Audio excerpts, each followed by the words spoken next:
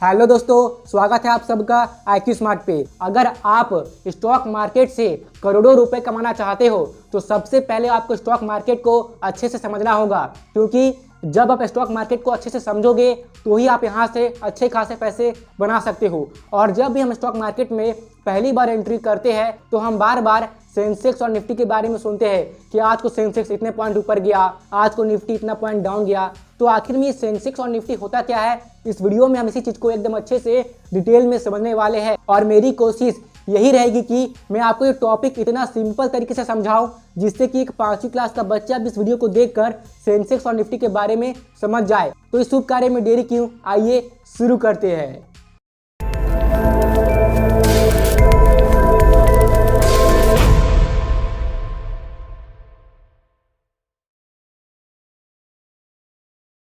तो दोस्तों आइए हम सेंसेक्स और निफ्टी को बहुत ही अच्छे से समझते हैं, लेकिन आगे बढ़ने से पहले आप इस चीज़ को भी ध्यान से समझिए। जैसे कि मान लीजिए कि आपको सब्जी खरीदने जाना है, तो आप सब्जियां खरीदने के लिए कहाँ जाओगे?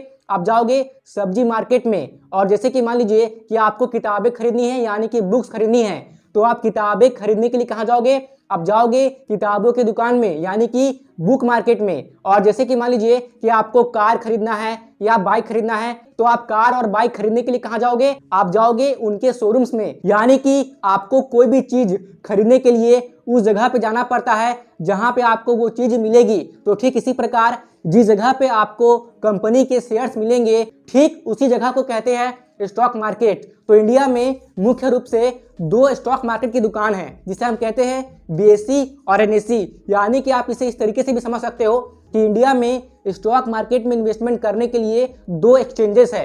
एक एक्सचेंज का नाम है बॉम्बे स्टॉक एक्सचेंज यानी कि BSE, और एक स्टॉक एक्सचेंज का नाम है NSE यानी कि नेशनल स्टॉक एक्सचेंज। अब BSE में क्या है कि 5000 से भी ज़्यादा कंपनियां लिस्टेड है, और NSE में क्या है कि 1900 से ज़्यादा कंपनियां लिस्टेड है। आप इस चीज़ को भी ध्यान से समझिए। जब भी कंपनी स्टॉक मार्केट में पहली बार लिस्ट होने जाती है, यानी कि जब कंपनी पहली बार आम जनता में यानी कि कॉमन पीपल में अपने शेयर्स बेचती है, तो इसके लिए उसे स्टॉक मार्केट में लिस्ट होना पड़ता है। और जब कंपनी पहली बार आम जनता को अपने शेयर्स बेचती है तो वो ऐसा IPO के थ्रू करती है, यानी कि कंपनी IPO लाती है, फिर से कंपनी स्टॉक मार्केट में लिस्ट होती है।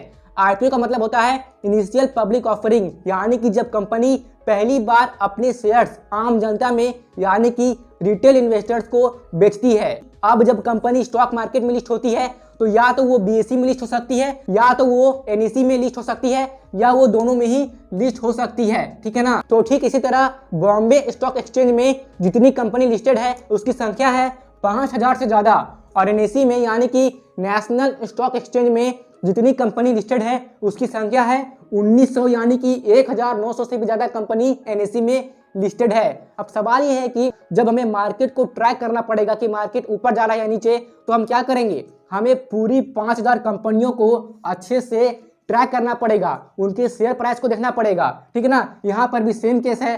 तो ये काफ़ी मुश्किल हो जाता है। यानी कि आप जरा सोचो कि हर दिन आप 5000 कंपनी का शेयर प्राइस ट्रैक करके ये बताओगे कि मार्केट ऊपर जा रहा है या नीचे जा रहा है, तो ये काफ़ी मुश्किल हो जाता है। तो इसका सॉल्यूशन क्या है?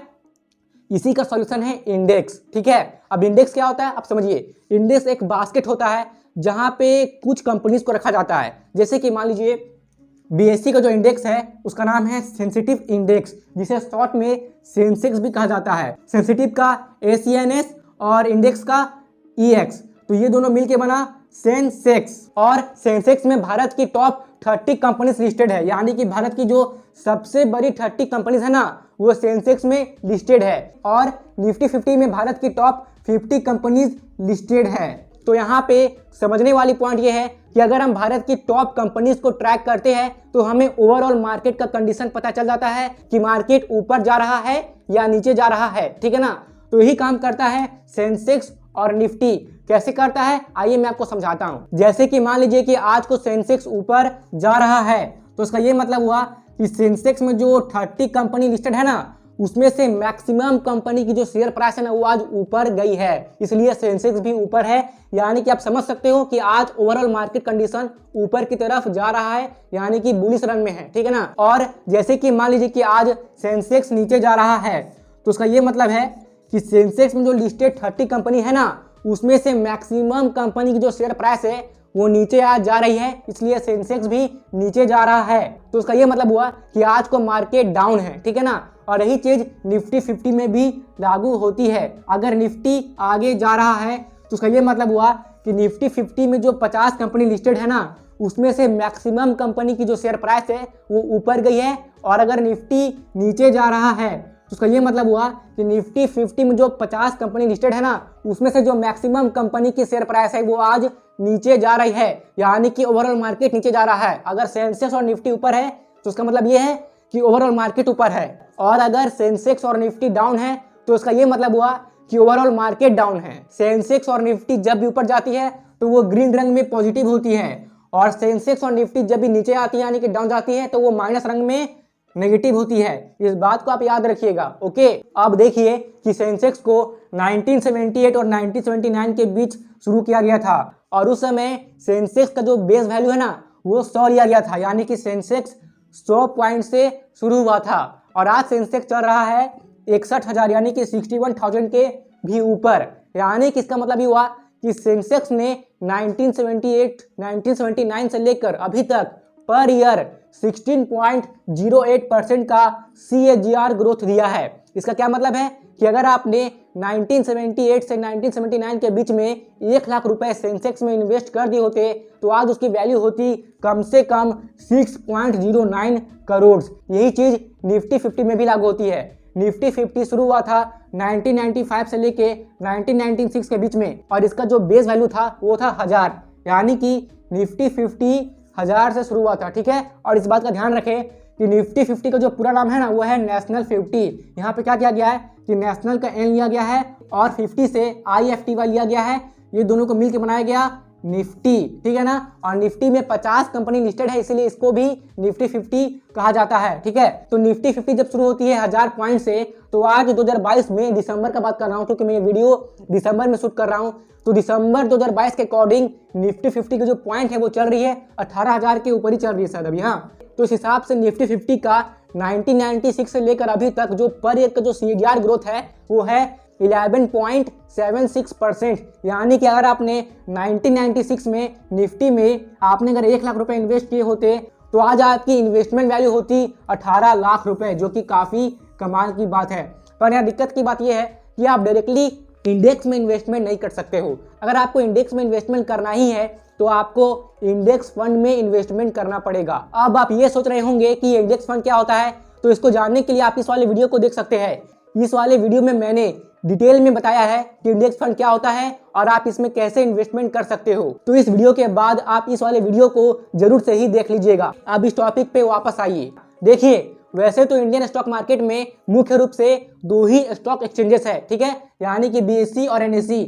BSE का जो इंडेक्स है वो है सेंसेक्स और NSE का जो इंडेक्स है वो है निफ्टी 50। लेकिन निफ्टी के कुछ और भी इंडेक्स है, जैसे कि Nifty bank, Nifty IT, Nifty mid cap, Nifty small cap, ठीक है ना। निफ्टी बैंक का मतलब ये हुआ कि जितने भी जो बैंक सेक्टर की कंपनी है ना उनका क्या हाल है, ठीक है ना। निफ्टी बैंक इंडेक्स इंडिया के जो सारे बैंकिंग सेक्टर की कंपनी है ना उनका क्या हाल चल रहा है स्टॉक मार्केट में वो बताता है, ठीक है ना। फिर है निफ्टी IT, यानी कि इंडिया में जितने भी IT सेक्टर वाली कंपनी है ना तो उनका क्या हाल चल रहा है इंडियन स्टॉक मार्केट में, उसका हाल बताता है निफ्टी IT। वैसे ही निफ्टी मिड कैप है और निफ्टी स्मॉल कैप है, लेकिन वैसे इंडिया में मुख्य रूप से 2 ही इंडेक्स है। वो क्या है, सेंसेक्स और निफ्टी।